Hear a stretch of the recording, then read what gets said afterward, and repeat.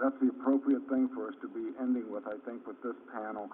The federal government, I think, is a little late to the party, but we're there.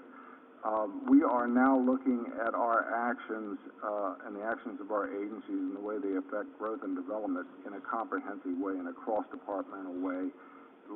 What I would say is long overdue recognition that all these things are connected. The way you build your houses affects the way you build your roads and vice versa, and they all affect the environment. So I work at EPA. It's usually known as the Smart Growth Office, but the proper name, as Jeff said, is the Office of Sustainable Communities. This program has actually been around since 1996. You might say, well, why is EPA care about growth and development?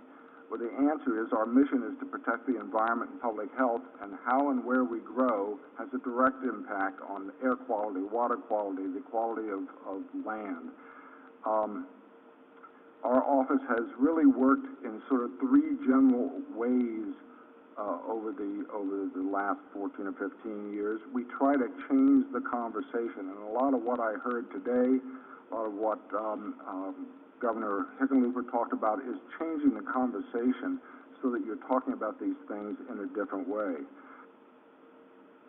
The second thing we do is we try to change the rules. We try to help you change the rules. We try to change the rules at the local level, whether it's local codes to make for smarter development. We try to change the rules at the state level. We try to work with governors and their policy directors and their cabinet to change the rules to have better environmental outcomes. We've actually committed so we did all this work unilaterally. My boss, Lisa Jackson, the administrator of the EPA, Solon's boss, Sean Donovan at HUD, and Secretary LaHood from DOT all appeared before Senator Dodd and the Banking Committee and announced that they were going to form something called the Partnership for Sustainable Communities.